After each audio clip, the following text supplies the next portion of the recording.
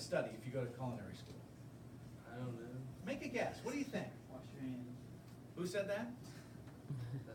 What's your name? Ryan. Ryan, you just volunteered at Ben's place. Come on. Ryan, food safety and kitchen safety obviously are the most important things before you start cooking, right? Yeah. Okay, and what's the first thing you'll need to do? Wash your hands. So if you're going to volunteer for me, what's the first thing you need to do? I wash my hands. Would you wash your hands, Ryan? Thank you so much. Food safety is important. I worked in a commercial kitchen at my bed and breakfast for 5 years, and we were inspected on a regular basis. We had an inspector that would come in, and the first thing they would look for is that big bottle of bleach spray. It's a bleach water combination that I had to spray the counter down with whenever raw chicken or any kind of raw meat. You had to make sure you didn't have any germs around. The next thing that the inspector would do is they would take a thermometer and they'd put it in the refrigerator, and then they'd start a timer. And when that timer went off, the inspector would open that refrigerator and he would look at that thermometer. If it was between 38 and 42 degrees, everything was cool. But you know what happened if it said 43 degrees?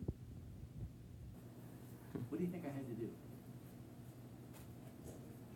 I had to throw out all of the food in the refrigerator because it wasn't up to code. Luckily, I never had to do that. But that's how strict they were about making sure that the food was safe. Safe to eat, safe to prepare. That's the process you go through. Washing your hands is an important element. Okay, we wash our hands, right, Ryan? Yeah. All right, what other thing do you think you need to be safe about when you're working in a kitchen? Which one specifically do you think? Knives, very good. Ryan, I'm going to have you do a display an example of knife safety. Is that fair enough? Does everybody feel comfortable if Brian does knife safety? Anybody worried about him? Okay, you're not worried? Good. All right, right over here, Ryan. Stand right here. Face the audience. I want you to close your eyes. Okay? And I want you to imagine yourself out in the middle of a forest. It's pretty quiet, but all of a sudden you realize you hear some rustling in the grass in the background. And then you look at that tree that's next to you, and in the bark you see huge claw marks down the side of that tree. And you realize there is a bear in the forest with you. When I count to 3, I want you to open your eyes and do your imitation of a bear attack.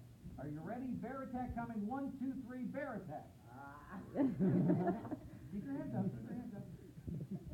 On a 1 to 10, that's about a 3. Okay? But here's the important thing. Hold your hands up like a bear. Okay? Actually, a bear kind of goes like this. You know why a bear goes like this? Because if it folds its claws like this, when it gets a hold of something, you can't get away. You can't pull right off. That claw's kind of hooked in. Got it? Okay. I have one more question for you about that. What the heck's this got to do with knife safety? Do you know? You use a knife to kill a bear? That's not a bad answer, but actually, it talks about, we're talking about how to hold what you're cutting with the knife. A round of applause for Ryan. My friend Chef Linda Berry graduated from Bradford, and she went to work at a high-end New York restaurant. And she knew she needed to impress people right away.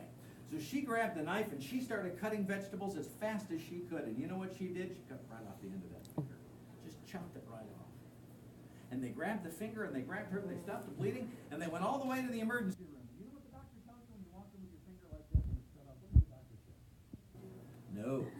That's not. First thing the doctor says is throw that finger away. You can't put it back on. It can't be sewed back on. Which is why we call Chef Linda Chef Stubby for him.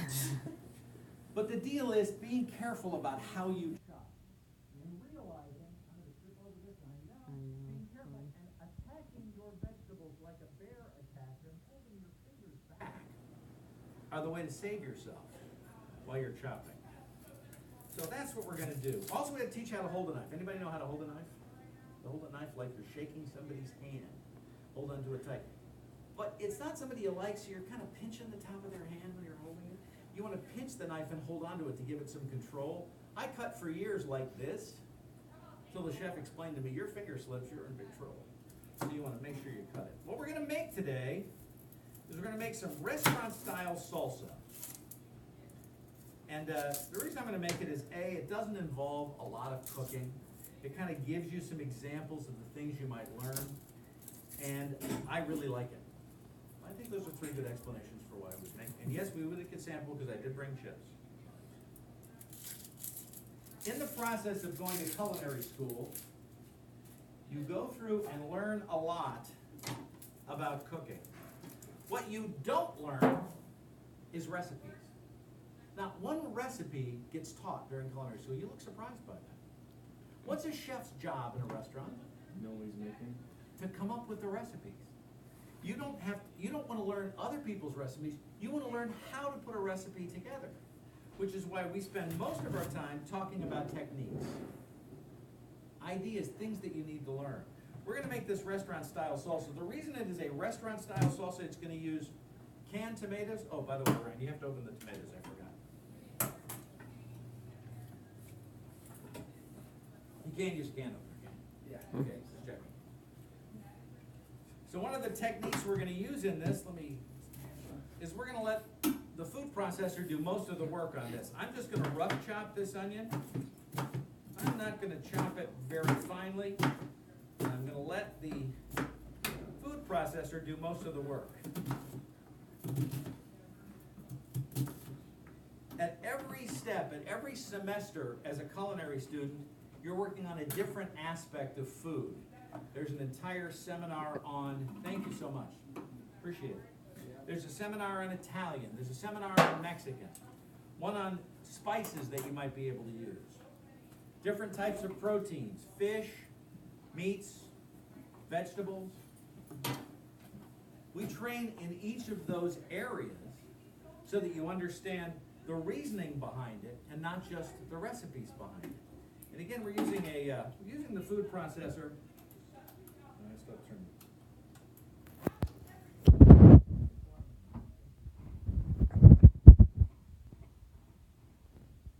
Food processor do most of the work.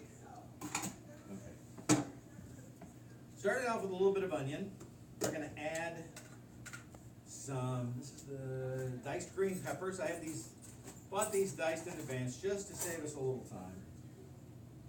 One of the things I want you to notice is that I'm putting each flavor in at a time. If there's anything that aggravates chefs, is what you end up seeing on TV these days, where you see everybody throw all of the flavors in the pot at once and then start to mix them together. It doesn't give the flavors a chance to meld together, to blend. We like to layer flavors when we're cooking. Yes, we need a little bit of heat in this, which is why we're going to use some diced jalapenos. A little bit of seed left in them. Oh. What kind of vegetable family do jalapenos come from? What fruit? All the seeds they have in them. And like I said, this is a restaurant-style salsa, so we're going to use the canned tomatoes as opposed to fresh tomatoes. Fresh tomatoes in something like this you might call a pico de gallo.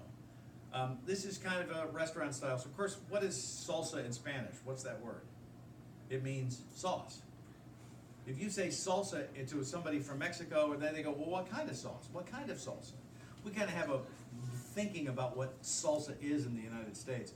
I'm going to go ahead and use all of these because we'll just make this all today.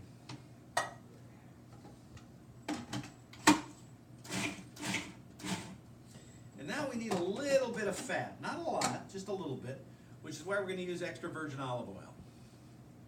Something you should always use if you're using olive. By the way, do you know why they call it extra virgin olive oil? You don't know? It's not because it hasn't met the right person yet.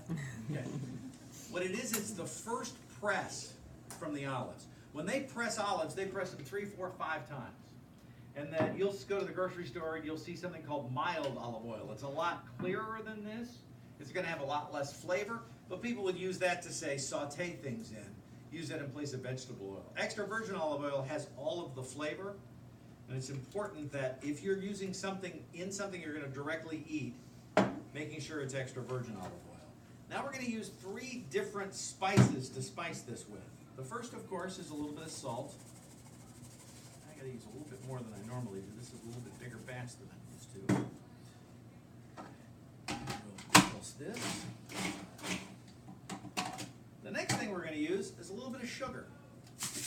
Why would we put sugar in this? I got a question. Is a tomato a fruit or a vegetable?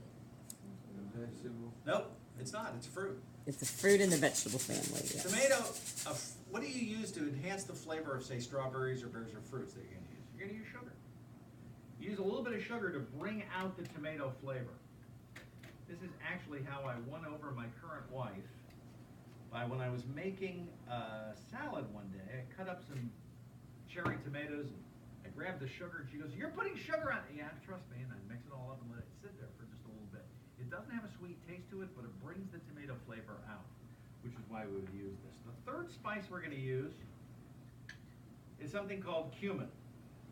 Cumin's an interesting, very versatile spice. I'm amazed at how many different types of foods. And I was going to do a card about this, but it's right here on the back. Cuban, Mexican, Thai, Vietnamese, Turkish, and Indian, all of those types of foods use cumin in one way or the other. It's not a really hot spice. It just adds a little bit of earthy flavor to something. And, of course, a little bit of garlic. I can't think of anything that isn't improved by either garlic or cinnamon. But that's just me. And this is garlic, I believe, in some olive oil. And again, I'm using a lot of the pre-sliced and pre-diced just to save us a little time. There we go. Now, since this is a restaurant style and we've used canned, I want to have a little bit of a fresh flavor to it, which is why I brought some fresh limes. And we'll add a little fresh lime juice at the end. Occasionally I will add cilantro to this, but over the last couple of times I've done this, I've had people complaining to me about the cilantro. And it seems that there are people who can't taste it, or it has some sort of bad taste in their mouth to them. We're growing our own cilantro, and we're growing our own cilantro in our tower garden over there. So we're going to make this recipe again once things are growing. So I've been careful about putting cilantro in things lately, just to try to be accepting to that. All right, so we've mixed all of that together. We've gone through the process of layering the flavors. I'll tell you, if that could sit for a while so that the flavors could all meld together, it would be even better. But now I'm going to use the part of my body that's the most important part when you're cooking. Think you know what that part is? What part of your body do you think is the most important part when you're cooking? You're real close. Your tongue. Your what? Tongue. Your tongue.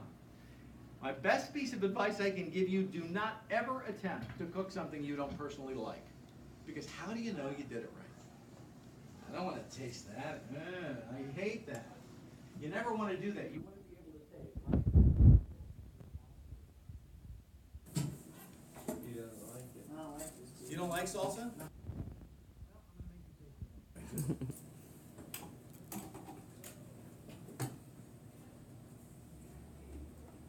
Get this. This is not mine. This top comes off, doesn't it?